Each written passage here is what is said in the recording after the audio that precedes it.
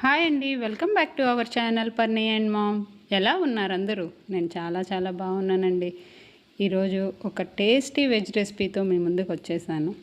జనరల్గా అన్ని రోజుల్లో కూడా నాన్ వెజ్ కొందరు తినరు కదా, అలాంటి వాళ్ళకి బెస్ట్ రెసిపీ, నాన్ వెజ్ తినేంత ఫీల్నిచ్చే రెసిపీ. చపాతీలోకి కానీ అన్నంలోకి కానీ బెస్ట్ కాంబినేషన్, చాలా టేస్టీగా ఉంటుంది. చాలా తక్కువ టైంలో కూడా చేసేసుకోవచ్చు.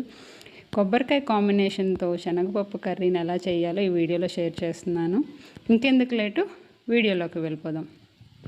ముందుగా ఈ కర్రీ ప్రిపరేషన్ కోసం శనగపప్పుని ఒక 2 గంటలు నానబెట్టుకోవాలి. మనకి కర్రీ ఎంత క్వాంటిటీ కావాలో దాన్ని బట్టి పప్పును నానబెట్టుకోవాలి. నానబెట్టుకొని పక్కన పెట్టేసుకోవాలి.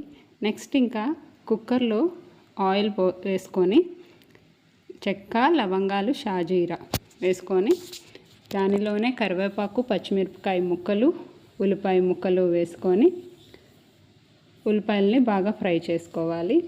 దానిలోనికి కొంచెం పసుపు వేసుకొని కలుపుకోవాలి. దానిలోనికి ఒక స్పూన్ అల్లం వెల్లుల్లి పేస్ట్ కూడా వేసుకొని అల్లం వెల్లుల్లి పేస్ట్ పచ్చివాసన పోయే వరకు ఫ్రై చేసుకోవాలి. నెక్స్ట్ అవి ఫ్రై అవుతుండగా మనకి కొబ్బరి ఇలాగా ముక్కలుగా కట్ చేసుకొని మిక్సీ జార్లో వేసుకుంటే మనకి ఆ కొబ్బరి తురుము అనేది వస్తుంది. ఆన్ ఆఫ్ చేసుకొని వేసుకుంటే పర్ఫెక్ట్గా వస్తుంది. వాటర్ ఏం యాడ్ చేయకూడదు, కంటిన్యూగా కూడా బ్లెండ్ చేయకూడదు. ఆన్ ఆఫ్ చేస్తే చూసారా, వీడియోలో చూపిస్తున్నాను తురుము అనేది ఎంత పర్ఫెక్ట్గా వచ్చిందో. ఇలా తురుము చేసుకొని దాన్ని కూడా పక్కన పెట్టుకోవాలి. నెక్స్ట్ ఇంకా శనగపప్పును కూడా నీట్గా క్లీన్ చేసేసుకొని వాటర్ అంతా కూడా స్ట్రెయిన్ చేసేసుకోవాలి.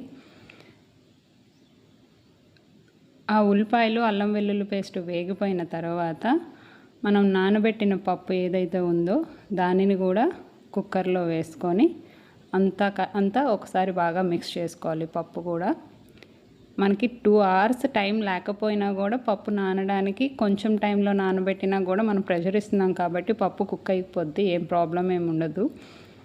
అలా ఒకసారి కలుపుకున్న తర్వాత దానిలోనికి మనం తురుముంచుకున్న కొబ్బరి తురుమును కూడా వేసుకొని దాన్ని కూడా అంతటినీ ఒకసారి కలుపుకోవాలి.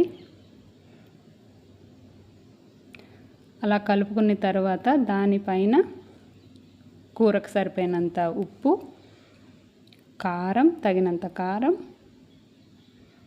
ధనియా పౌడర్, గరం మసాలా పౌడర్ వేసుకొని దానిలోనికి కొంచెం వాటర్, ఎందుకంటే మనం స్పైసెస్ వేసాం కాబట్టి కిందన అడుగంటుకోకుండా కొంచెం వాటర్ వేసుకొని మూత పెట్టి ఒక 5 minutes వదిలేసిన తర్వాత కలుపుకోవాలి. వాటర్ వేసుకుంటాం కాబట్టి మనకేం అడుగంటుకోదు. ఒక 5 minutes తర్వాత ఆ స్పైసెస్ అంతా కూడా కర్రీకి బాగా పట్టేటట్టు కలుపుకొని మళ్ళీ ఒక 2 to 3 minutes లిడ్ క్లోజ్ చేసి ఉంచేస్తే మనకి ఆ స్పైసెస్ కూడా బాగా ఫ్రై అవుతాయి. అలా ఫ్రై అయిపోయిన తర్వాత దానిలోనికి వాటర్ వేసుకోవాలి.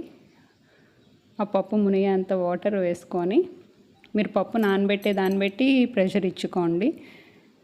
నేనైతే 3 to 4 విజిల్స్ ఇచ్చేసరికి నాకు పప్పు అనేది పర్ఫెక్ట్గా ఉడికిపోయింది.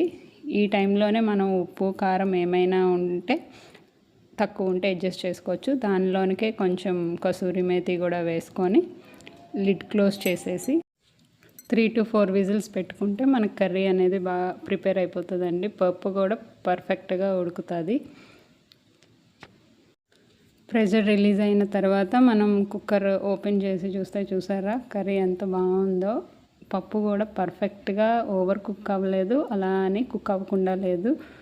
మీకు ఇన్ కేస్ కొంచెం లిక్విడ్గా కావాలి అనుకుంటే దానిలో కొంచెం వాటర్ వేసి పప్పును కూడా కొంచెం గరిటెతో కలుపుతూ ఉంటే మనకి కర్రీ అనేది సాఫ్ట్గా అయిపోతుంది. లేదు పప్పులుగానే తినాలనుకున్నప్పుడు ఇలా ఉంచేసుకుంటే సరిపోద్ది. అన్నంలోకి కానీ చపాతీలోకి అయితే ఇంకా బెస్ట్ కాంబినేషన్, చాలా బాగుంటుంది. కంపల్సరీ మస్ట్ ట్రై రెసిపీ అండి. ఇదండి కంప్లీట్గా కొబ్బరికాయ కాంబినేషన్లో శనగపప్పు కర్రీ. వీడియో నచ్చిందా? వీడియో నచ్చితే ప్లీజ్ వీడియోని లైక్ చేయండి, షేర్ చేయండి, సబ్స్క్రైబ్ చేయండి. మరిన్ని వీడియోస్తో మేము ముందుకు వచ్చేస్తాను. Thanks for watching the video. Please subscribe.